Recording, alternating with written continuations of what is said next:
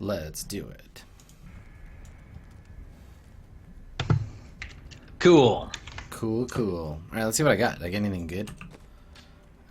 Ooh, yeah, I got a legendary fist weapon, which is annoying because my weapon is two-handed, but whatever. I got the sledge fist. I mean, that sounds cool and stuff, but... Oh, I should turn my music on. Oh my god, even one-handed, the sledge fist, like with a weapon in no weapon in the other hand, sledge fist is better than the two-handed weapon I had before. Jesus God. Awesome. Life after kill, a chance to immobilize on hit. Stun on hit, chill on hit. I like the huge life bump, though. Oh, man. Okay, whatever. I need to find another weapon, I guess. Fire40 is asking, how do I feel about the common themes of phallic horror and bodily violation? How do you plan on interpreting that in the West Marches? Like, I think that's part of why I haven't really gone hard with the... I haven't really gone hard with, like, phallic horror yet, is because, like, phallic horror, as it's often represented, like horror of men, is often a horror of extreme violence and sexual violence, which is not the same emotional content as horror of like a woman's breasts. Yeah, I was definitely gonna go with like, okay, so the boob horror thing. It's not scary because they're boobs. It's scary because the juxtaposition of like age, right? That was the creepy thing. Is she was like this wizened old hag, and she was doing a thing that was like the whole like nursing an ancient woman thing is creepy because of juxtaposition. Yeah, it wasn't so much about the boobs. People focus on the boobs, but that's not really what made it creepy. The thing about making dicks scary is that the first place people go is dick as weapon. Well, what do we do with the penis so we can weaponize it?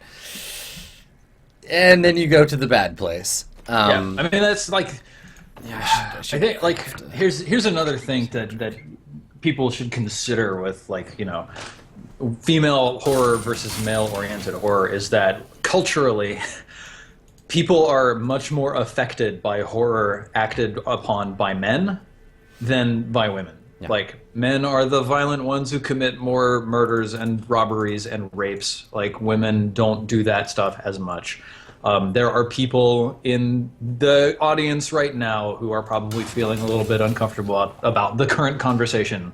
I don't want to go in a direction with the West Marches that triggers people, right? That's not the objective. The objective is to explore, you know, horrific aspects of fantasy while still remaining a safe place for people to engage with that in.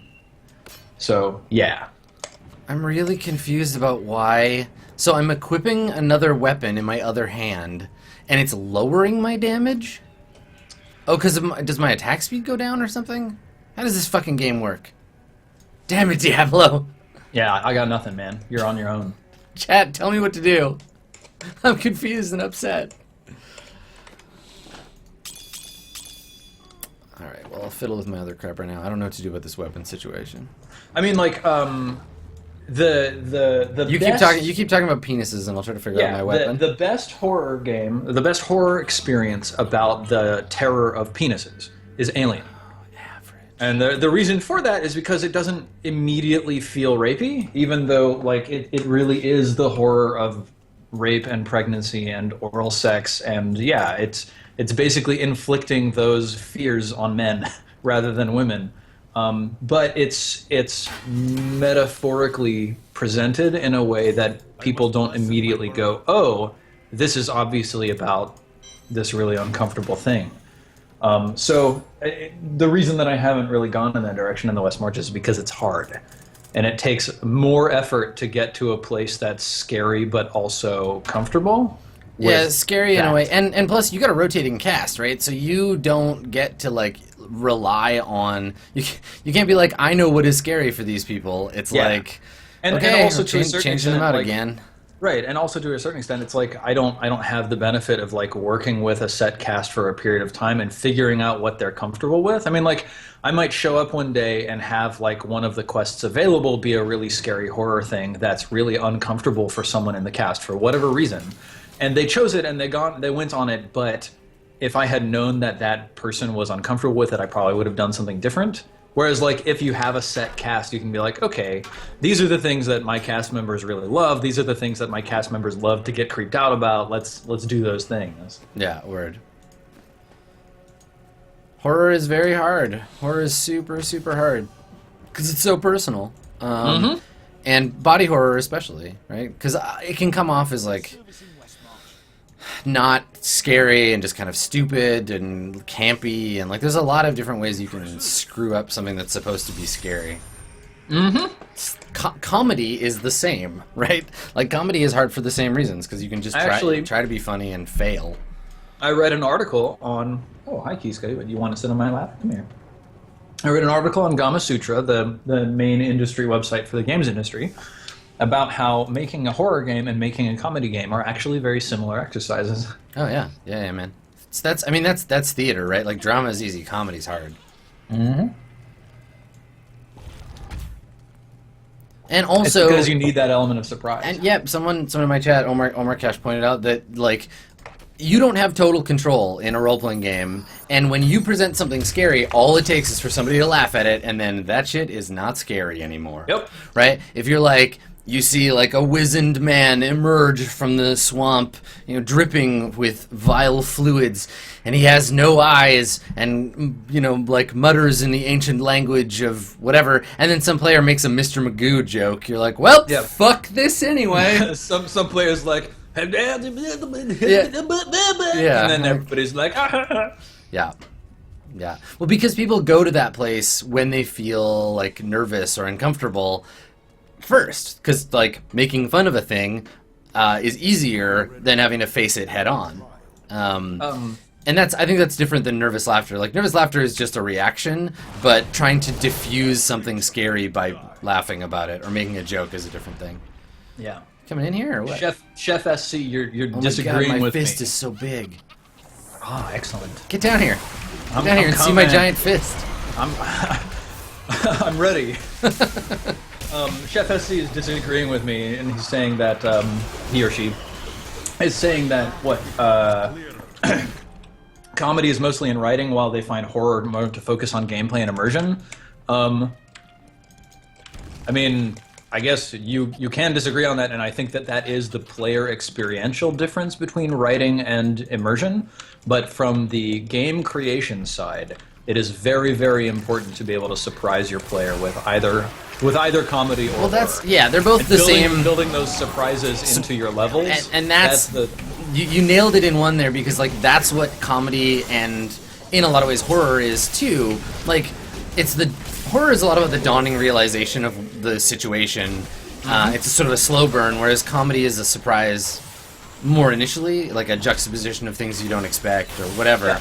Yeah. But they're all really hard to do at the table, because role-playing games, you don't just get to decide things. Yep.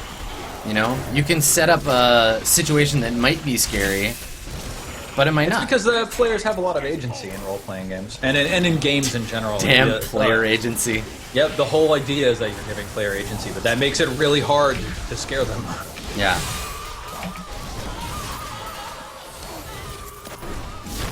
Shrewd bow. Shrewd bow? Like, I don't disagree, Chef SC. I think you're right, and you're analyzing it correctly from the player perspective, but from the game maker perspective. Can you think of a time when you, like, laughed at a game that wasn't, like, a writing-related laugh? Like, I mean, I've had, like, moments of glee at a really fantastic mechanic. Like, I'm not going to spoil it because I just think it's just so pivotal to the game experience, but in Brothers, there is a purely mechanical moment that I was so delighted by that I laughed, but it wasn't the same as, like, it wasn't funny necessarily. That's the one at the end, right? Yeah, the one near the end. Yeah. That was poignant, funny. Yeah, not funny, but it was like it was so it was so delightful. Like I was just like it was glee in my reaction. Yep. But yeah, I don't know. I mean, can you? I don't know, man. I guess because again, I didn't expect it, and that's what made me laugh. It's usually like reactions to things that I've done, like. If I do something and there's like a huge overblown reaction that I wasn't initially expecting, that might cause me to laugh or that's why default. That's why this whole Bethesda thing, like I would never change. Like I get it. Save game breaking bugs and like bugs that stop you from progressing are fine. Yeah. But like graphical glitches in Bethesda games are more often than not really fucking funny because they're not what you expect, right? You have this idea of the way the game is going to behave, and then it does something silly, and turns out being really funny. Yeah. Actually, Angry Bubble just said in chat, so they haven't heard us yet, that they've laughed so many times at bugs or glitches. Like, yeah. Physics engine, like... Oh, God, yes. Like when you... Oh, God, yeah, no, like playing Bloodborne. Very, very serious, heavy thematic game. Seeing the way the werewolf corpses jiggle when I walk over them. That was one of the funniest experiences for me. It was like, look at this! So there you go. That you can use... Whoa. It's on. Do it. Do it to them. Hit them with your giant fist. Yeah. Oh yeah, sword. Oh my god, my bag is full. I can see. Kiska just left my lap. She was like, fuck this. Disgust. Steven. Oh god, there's more! Yeah. Kill them! Stop, no, kill them. Come here, fucker. Kill them. I like how they're all in a line. That's really good for me right now. Yeah, there's a green one down here I'm trying to take apart. Blue, blue, blue, blue, blue, blue, blue. So I think you can have stuff that's mechanically funny, but it requires a different thing. It's a different kind of humor. It's more it's slapstick. It's physics engine slapstick. Yes. And that's totally real and possible. Come here, Lan Griswold's masterpiece. Yeah, I got a bunch of... okay, everything's dead. Oh, there's one more! Oh my god! Kill it! Oh yeah, there sure is. There's a... Ah, you came around here. Alright. Loop. There we go. So much clicking. Yep. Mouse hand is getting tired. Alright, let me... I can't carry anymore. Jesus Christ. So much shit. Get out of here, you dumb blue items. I can't carry anymore. Should we go back to town? I cannot carry probably. more. Okay. I don't actually have all that much that I can't carry, but this. I'm totally full and everything is... Yeah, Octodad. Thank you. Yes. Octodad. Octodad is a perfect example of a physics slapstick game that's funny. And it's not funny that... I mean, okay, it's a little funny that he's an octopus and he's a dad. But the funny thing is... And what's that surgery game? Surgeon Simulator. Surgeon Simulator. That's funny for the same reasons. Mm-hmm. God, I want to play one of those. I am returning to town. Ooh. Yeah. Totally. Goat Simulator. Yeah, see? Yeah. There's lots I of... am bread. Yeah. Oh, nice. Rare shoulders. Silly weapons in games, that kind of thing. Yeah, definitely. Seneschal Spite. Alright, unidentified sword. 719, huh? Whoa, that's heavy on the recovery. Alright, let's see if this goes better. Yes, it does. Fucking sweet. Oh, it's got blood dripping off it and everything. Oh, that's cool. It's the Monster Hunter, and it looks like a sword from Monster Hunter from the game. That's rad. Oh, awesome. All scaly and shit. Alright. Let's go teach. Giving a big shout out to Reolit. Hey, Drig. That's right, Driggy. Now you can make things. Driggy. Oh yeah, I've got a thing for Hadrig also. Boop. Ka-ching. What? Level 60 boots? Well, I guess I better get to level 60 then. I saw, Fire40 says, I saw a gif of someone using VATS in Fallout 4 to fire a skull from his junk gun into the face of a super mutant, instantly smashing his head. I saw something where somehow they managed to launch a super mutant and then use VATS to like headshot them while they were flying. Oh yeah. There's a baseball bat that if you hit somebody, they go flying with it. And then he just like swapped over to a gun, headshot them. Well, this might be better.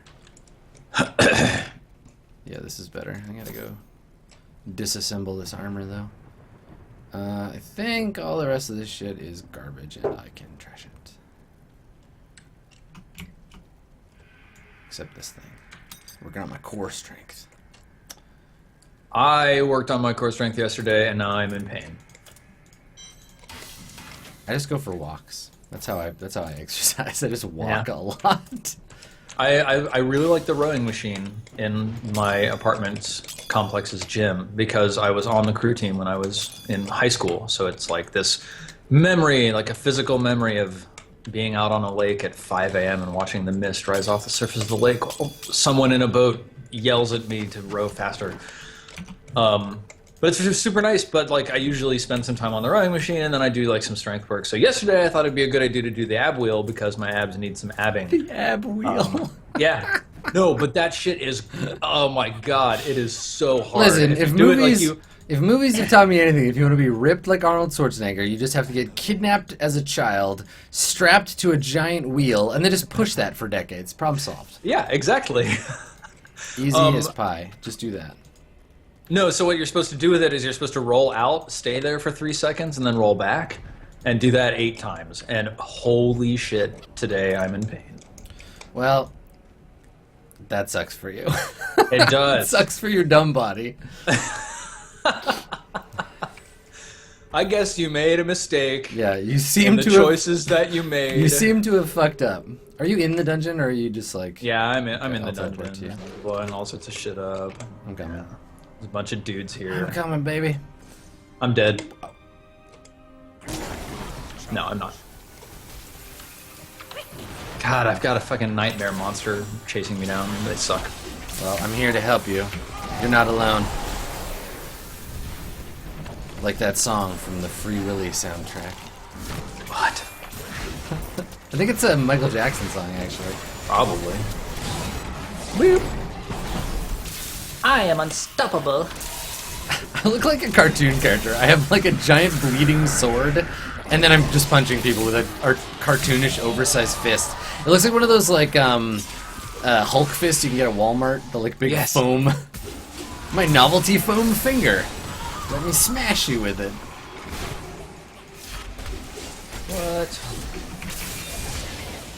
What are we fighting even? This doesn't make any sense. There's like particle effects all over. Oh, these little quill fiends are actually important monsters. Yeah, hello Blizzard game. Yeah. There we go, finally. Fuck. Boop. Boop. Oh, I have a thing that we were talking about in Discord the other day that I would love to talk to you about, Steven. Yeah. Okay, so in a role-playing game, the traditional GM like player authority structure, like players get to say things about their character, GM says stuff about the world. Yeah. Who is responsible for the emotional responses of the characters? Is it okay, quote unquote okay, is it a thing that a GM could do to say, you see the Orc Chieftain, describe the Orc Chieftain, right? Be like, he's covered in bristly spikes, and he's roaring, and he has drool dripping from his terrible maw. You feel afraid.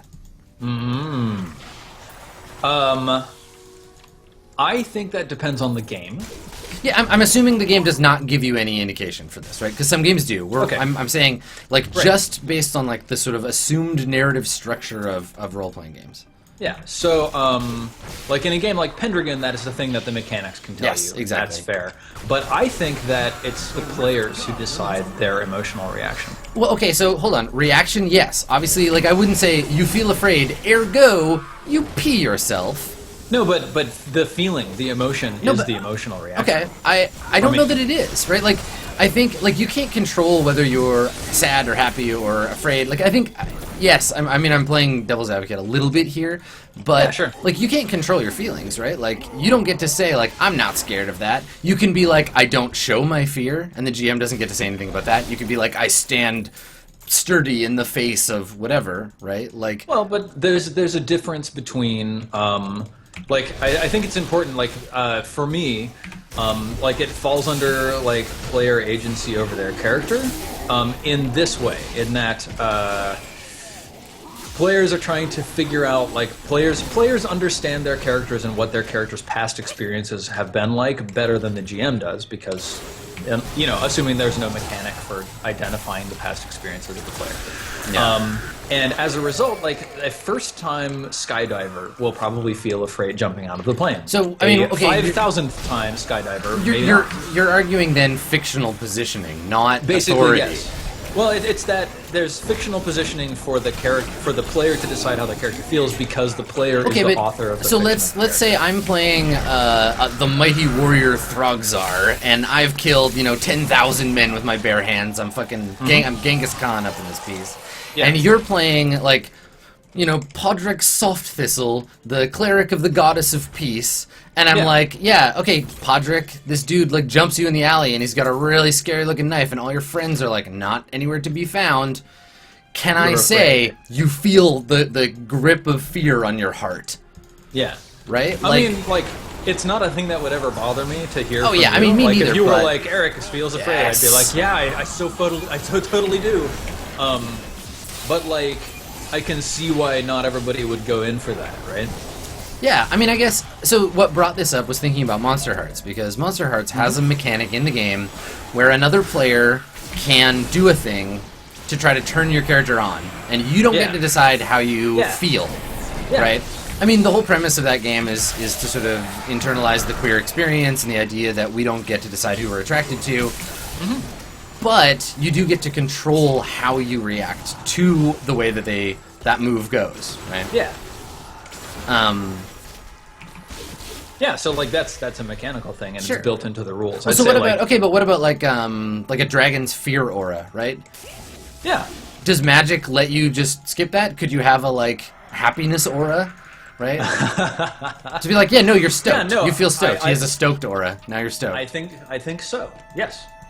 So it's okay with magic, but it's not okay just with like regular stuff. I think it's okay within the rule set of the game. Like if the game has mechanics. Yeah, but you know that most games assume that the GM will just do shit without any mechanical assistance. So it's true, especially Dungeons and Dragons. Okay, let's use a specific example. Let's use the West Marches.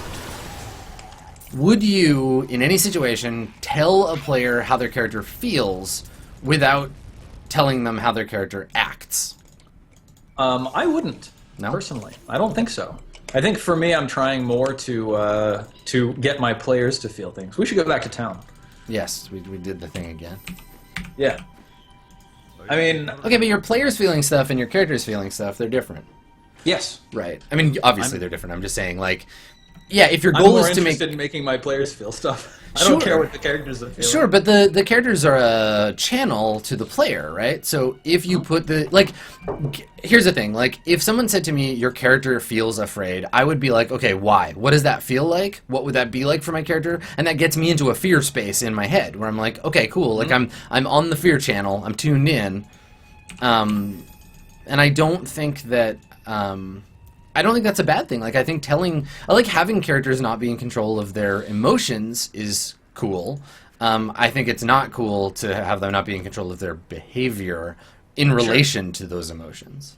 I think for me, like if you have players who are willing to engage with like a stated emotional state like that, then I think it can work. But for me, like telling me as Steven, if you told me Eric feels afraid, I wouldn't really feel anything as a result of that. Well, I mean, not directly, but you would think about it would change how you play him. You'd react. You'd react, right? If I was like, all right, Eric, you feel this sudden like chill of fear, you'd probably be like, oh shit, well, I'm going to play Eric slightly differently. Now I'm playing afraid Eric. Or you'd be like, no, I push it down and I react to it and I like move past it, right? You recite the litany of fear and you get on with your life. Yeah. But that the can't... litany of fear sucks, by the way. It does. It totally sucks. It's stupid. But the point is, I think, that I'm trying to make is that players will often engage with things... That's a badass hat. Players will engage with things in a way that they might not otherwise if they don't have the control to just ignore it. Right? And even if you say if I said to you, like, you feel like the chill of fear pass over you, and you said to me, oh, Eric's not afraid, I wouldn't be like, yes, you are. I would be like, how does Eric overcome his fear? Why is Eric not afraid? Yeah, why is, like, this is a thing that would terrify many people. Why is Eric not? Exactly. Yeah. Someone's calling me out in chat, Matt Hoodman. They say, I do remember you telling someone, you feel blank, what do you do? which is entirely possible. I mean, I think it's. I've just been thinking about it a lot because, like, obviously I care about what the what the authority space is in role-playing games and kind of like who gets control over what if the game doesn't explicitly point it out to you. Yeah. I mean, I'd be very interested in playing games with more obvious control over those things, like who gets to decide those things. Like, Yeah. I mean, a game where your character has triggers could be very interesting, and it's just like, oh look, there's spiders in this dungeon. What do you do? I mean, honestly, for me, like, it says something about. It says something about the kind of game you're playing. Like, I would sit down with players and be like, I'm going to tell you what your character feels, or I'm going to ask you, like, what do you feel? Like, there's going to be different circumstances for this stuff. Let's kill these murder bovines.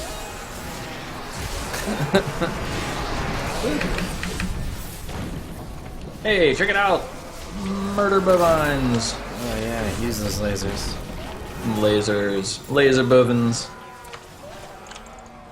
I don't know. I guess as a player, I would love it if a GM was like, yeah, you feel this sudden overwhelming sense of fear or happiness or whatever, and then I as a player would want to answer the question of why or how do I react, you know? Like, I guess to me, like in my...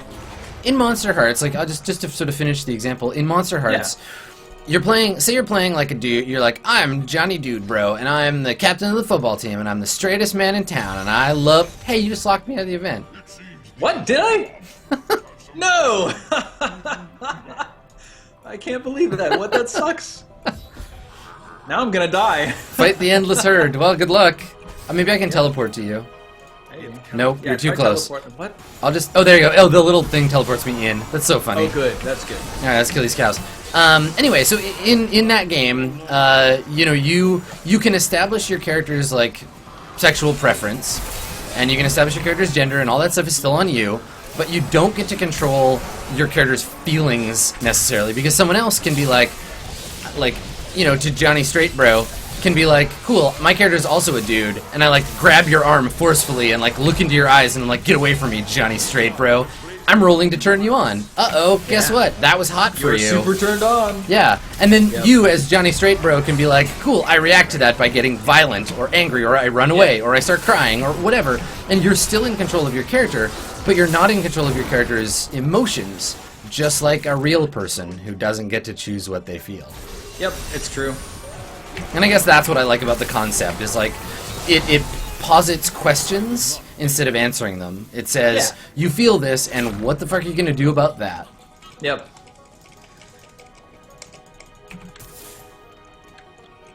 Well, I like the vaguely creepy banjo music. Is there vaguely creepy? There's vaguely creepy banjo music playing.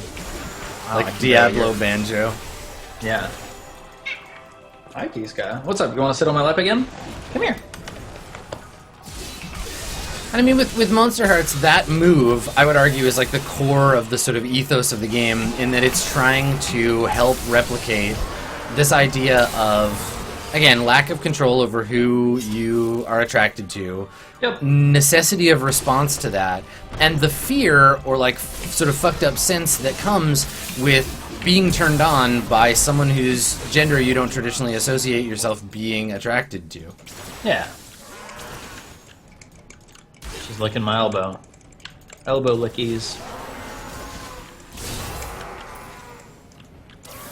And now I'm strangely turned on. Yeah, you're playing Diablo. It arouses you. Yeah, right. I mean, man, whatever. I'm not gonna kink shame. Whatever floats your boat. Feels good to be powerful. Yeah, it does. Destroy. Move, move, move, move, Oh my god, move, so much move. lightning. Move. Move. Good. I love that power pylon. Someone's saying in chat, like, what about a reaction roll to determine how you feel about it? I don't know. I'd really rather figure out ways to leave that in some sort of defined authorial structure. Where, like, if it is a game about your characters not being all powerful or in control of themselves, like, well, that's one of the things that I loved about Pendragon is, like, your character is not you as the player.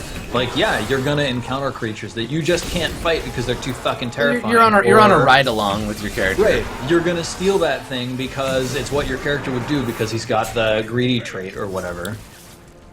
Yeah, I guess like if we want to use the big capital I find, because my personal emotions are not something I get to control, I find it more immersive to play a game in which my character's emotions are also not. Yeah. Well, I think I don't know. It's weird. I've been doing a lot of like learning about emotions over the last year, right? And You like, don't say. yeah. And I think prior to the last year, I thought my emotions were something I could control, but actually what I was just doing was ignoring them. So we get a lot of this, like a lot of this sort of fallacy of like you can control how you feel comes up in like non-monogamous or like poly communities where usually the first thing that like a couple starting out into like open relationship space will try to do is police each other's emotions to be like, yeah, you can go on dates and you can totally screw whoever you want, but you're not allowed to love them. And it's like, fuck off. Like, that's impossible. No one can do that. Because my philosophy in relationships has always been, I know that you're going to eventually, like, I consider myself monogamous. I've never experimented with polygamy or non-monogamy or whatever, but my philosophy in relationships is always, I know you're going to eventually get crushes on some other people. That's fine. I don't care. What I care is how you act in response to that. That's what I'm saying, man. Role-playing games, same fucking shit. You're going to get scared, but you still have the authority to act on it. Yeah. Or whatever emotion your character is feeling. For me personally, like, the realization that I came to is that the only reason I was able to, like, control my emotions was in not looking at them, basically. And, like, hiding them from myself, which is not healthy. And I think that, if I were to talk about the patriarchy for a moment, I think that the heteronormative culture that we live in encourages men generally to ignore their emotions. Yeah, which I think can contribute to a feeling amongst men especially, and therefore amongst many primary audiences of role-playing games, that they are in control of their emotions and that it's silly to not be in control of their emotions because of course they are. Of course you are. And so, like, when I'm playing a game that tells me I'm not in control of my emotions, that's just stupid, obviously. It's just wrong. Yeah. But it's true. It's totally and true. now that I am a more emotional person, I'm like, oh, wow, like, all these things make me feel things. I'd posit that you're probably just as emotional a person as you were before. You're just not as, like... Yes. You're not being shitty to yourself and ignoring it. Now I notice it, and now I can now I can treat my emotions, so to speak. So I guess the whole thing for me that surrounds all of this is I find it more immersive to exist in a world as a character where I don't get to decide necessarily how my character feels, but that it's a prompt to try to figure that out, right? Like if the GM says to me, if I'm like, I really fucking hate this guy, I want to kill him, and the GM is like standing over him with your sword held aloft and he's at your mercy, you're finally ready to get your revenge, you feel a sudden sense of pity. I can either be like, it gives me a place to carry my character. I can be like, what? That's weakness. I have to purge that from my character. Or I can be like, oh, that's interesting. I hadn't thought of that. I'm going to embrace that feeling, and I drop my sword and begin to weep. You know, like I'd love to see a game where, like, the player sets up the way that they set up their common emotional traits, right? But then also there are maybe, like, hidden ones that they can discover. And then there's actual mechanical... involvement around this thing. Another thing that got me thinking about this is I'm going to be playing a Star Wars role-playing game soon, and I need to be in a position to say to Sam about his character, because he's going to be a Jedi, you feel fear, you feel anger, you feel hatred. Because I want to be able to give him something to resist. But if he's responsible for that all the time, he could just be like, nope, I'm a perfect fucking Jedi. I never feel anything but peace. Right? But I want to be able to say, like, cool, you see the enemy, and he's like, you see the guy that killed your aunt and uncle, and you really want to just take out your lightsaber and fucking rip this guy a new one. Yep. And it's going to give Sam an opportunity to be like, I don't do it. And Yeah, that's he's gonna say, that's "Yeah, the I do choice. it." Or he'll be like, yes, I give in to my hatred. Exactly. Right? But if I don't get to decide what feelings he feels, then Yeah. it's a one-directional prompt. He could be like, I feel mad, but I don't do anything, which feels way weaker. I think in the traditional quote-unquote role-playing schema, the impetus is on the GM to present situations that the character's player empathizes with in certain ways, but it's up to the player to figure out how their character empathizes with it. So it's like, oh, we're done, so we should go back to town. So it's like, yeah, you would want to present situations in which Strippin feels his character would feel certain things because that's what his character would do, but it's up to Strippin to say, oh, fuck, that guy killed my family. I really want to kill him right now. Oh, shit. I guess so, but that's just seems so masturbatory, right? To be like, let's all take a pause while I tell you about how I feel. Then after I've set all that up, I'm going to keep telling you how I reject those feelings. You know, Well, you could be like, it would be like I mean, if a player yes. if a player was like, so we're all wandering down the side of the road, and the player is like, I see some merchants, and I feel good about these merchants, but then wait, I have a bad feeling I want to steal from them, so I'm going to go attack them. Wait, no, now I feel good about it again. Like, I don't. Yeah. If it's a reaction to the GM giving you a prompt, it feels like real, like a challenge, right? It's the GM saying you feel something, and you have to decide. Ooh, I gotta sit. I mean, maybe a good Star Wars game would include mechanics for Jedi characters facing and then wrestling. Well, with and it their- does, but it's a temptation mechanism, right? Where it's like, do you want more dice to succeed at this thing? Give in to your anger, and you can have 5 more dice, or whatever, you know. that Which sounds I mean, kinda that's. I mean, it's real because it plugs into the mechanisms of the game in a way that Yeah. I think that a lot of games don't, and it But the reason I'm not super on board with that, just off of hearing you mean, it's describe, lazy, I haven't but- looked into it or anything like that. Right? It's like. Well, first of all, it posits this weird good-evil dichotomy where evil is clearly stronger than good, which I think is ridiculous. But Star Wars does, right? That's not a role playing game. That's Star Wars. Star Wars says the dark side is stronger. That's just how it is. Are you sure? Yeah. So the power arc of the dark side is strong, powerful. The dark side is, but not in the long run. Like if you stick it out and you can resist the dark side, the light side is more powerful. Eventually, but today, here, now, if you're a young Jedi, the dark side is going to give you the advantage that you need to win. That's like always been the case. Huh. Yeah. Yeah, so it's actually saying, like, easy the road to power. You know, the dark side is about cheating. It's about being super cool now, but burning out, right? And Got it. that's a thing, right? I guess I didn't particularly see that in the movies. Yeah, it's in fiction in the, like, Star Wars universe. Right. So it's, yeah, I mean, as a thing, that mechanic works to be able to say, you know, at earlier levels, Right. you're The gonna level have 1 Sith is stronger than a level 1 Jedi. yeah. Dark side points give you better dice early on, no matter what. That's just how it is. Yeah, and so I think as a mechanism, being able to say, yeah, you're weak, right? You suck. Shit is very bad for you right now. And you know what would help? The dark side. Yep. How about you just jump on board with the dark side, and then everything will be great. I'm going to see if I can go craft some better gems. One sec. So it's a bit of a blunt instrument in that way.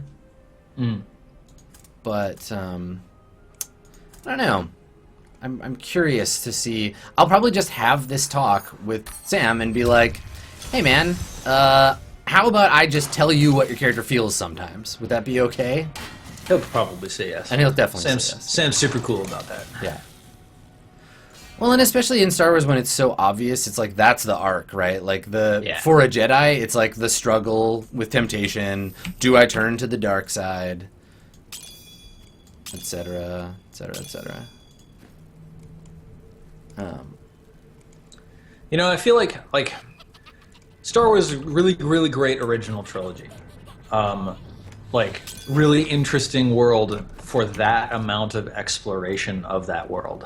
Yeah. But I feel like Star Wars as a world breaks down when you begin exploring it in an expanded sense. Because I feel like what would actually happen is like there wouldn't be an Empire focused on dark side Sith and then Rebellion focused on light side Jedi or whatever. There would be like the Empire would be like, okay, we've got this array of shock troopers, and they're all Sith because they're super powerful and super great at combat.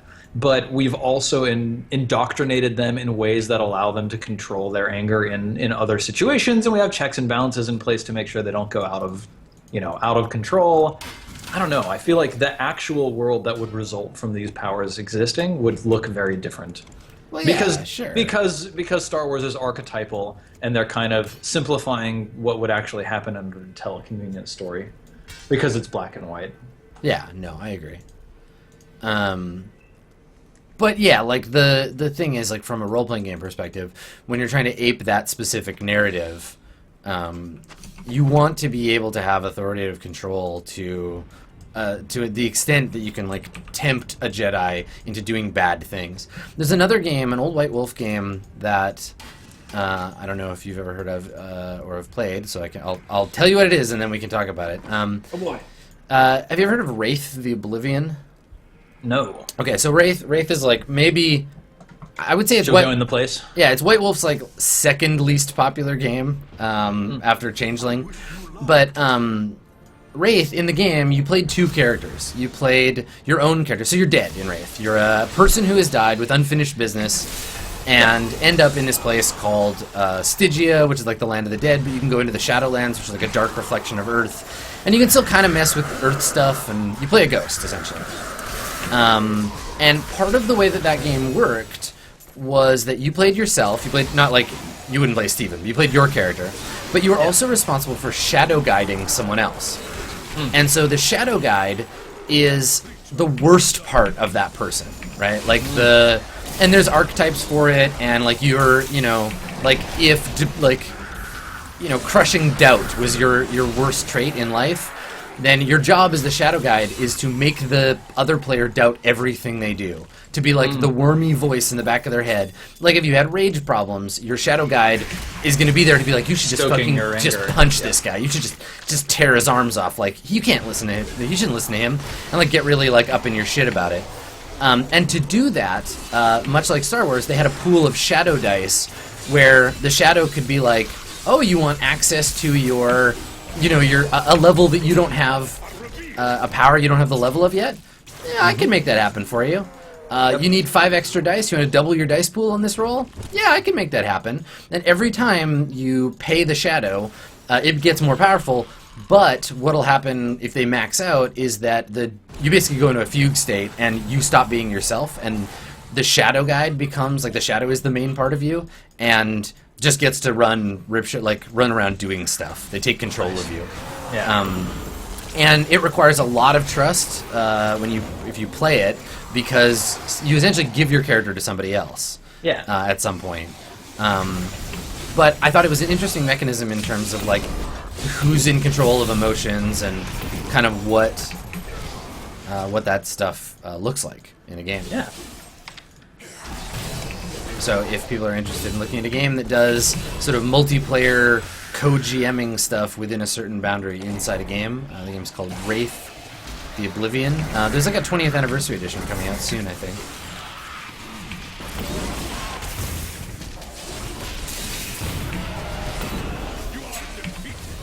Sadly, I don't have my giant fist anymore. Damn. Was that a skill you were using? No, it was just a weapon that I had, and I got an upgrade. Like a dramatic upgrade. I guess I could transmog both of them into giant fists. Yeah. I should do that next time. That's what you should really be doing. Yeah, my transmog game is off.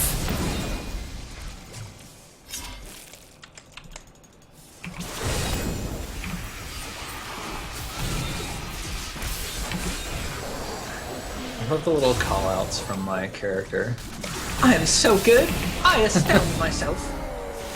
Wow. Except she sounds a little bit like Pinky from Pinky and the Brain.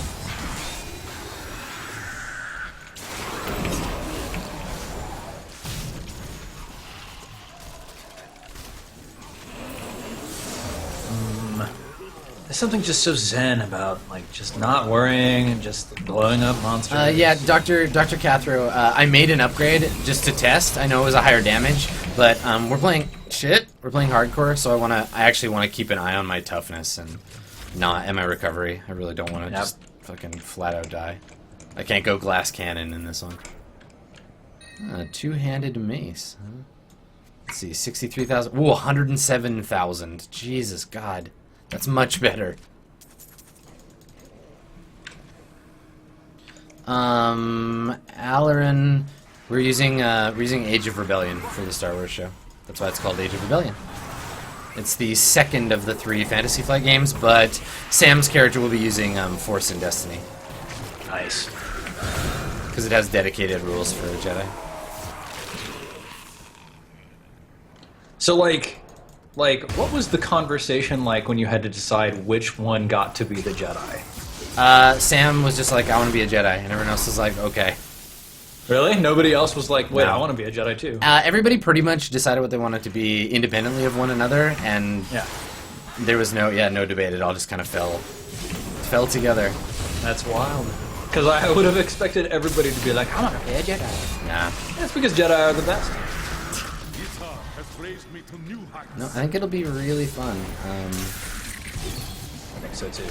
It's gonna be interesting. I haven't played a licensed game in a while, like a game that's set in a universe that has its own parameters. And You should just do what I did and pick a planet about which there's basically nothing written, and then just make it into some sort of like crazy magnetic hive city. now, see, the thing is, like, I want it to feel like there's gonna be all kinds of call-outs to like Star Wars stuff, and like I want it to be I want it to be really rewarding for people who like Star Wars, so that I can just name a planet and people be like, ooh, I know why they're going there because this thing and this thing and this other thing, and I want everyone to like have another tab with Wikipedia open. Yeah.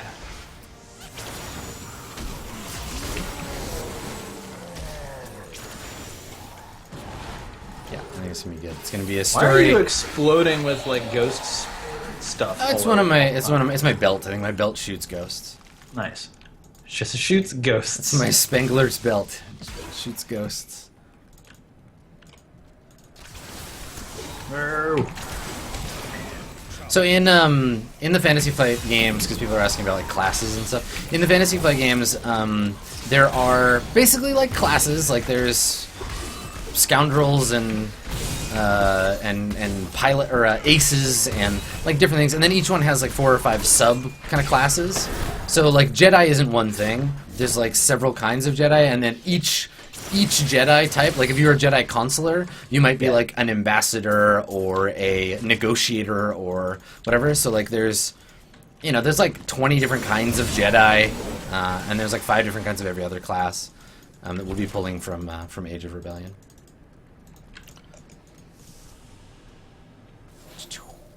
Alright. Ooh, conduits, let's do it. Let's go. Lasers.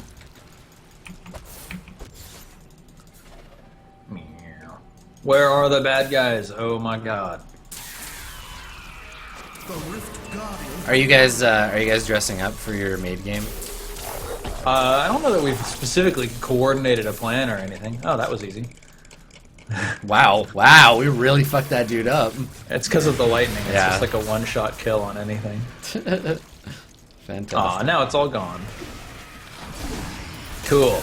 No, I haven't really planned it. Yeah. I'm sure some people will. I saw that mask that JP Oh my God, got, there's another which one. was terrifying. Yeah, really terrifying. It's true. It's like he skinned a Wookiee and then just put his skin on over his face. Yep, It's pretty the Hannibal Lecter Wookiee costume. Speaking of which, I've been watching Hannibal Season 3. It is a beautiful show. I haven't It is caught up on season gorgeous. 3, but yeah, one of the best film shows on television. Yep. It's just so beautiful. Relentlessly gorgeous. Alright, we're out of... Yeah, we're let's fucking peace out of this dump. I am Cool. returning to town. Well, it's 3 o'clock, so it's probably about time for us to I think so. wrap it up. I think so. Ah. You're doing some more streaming after this? No, I don't think so. No?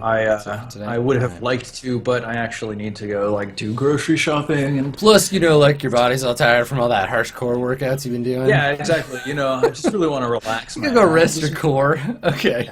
Well, you take care of your abs, Steven.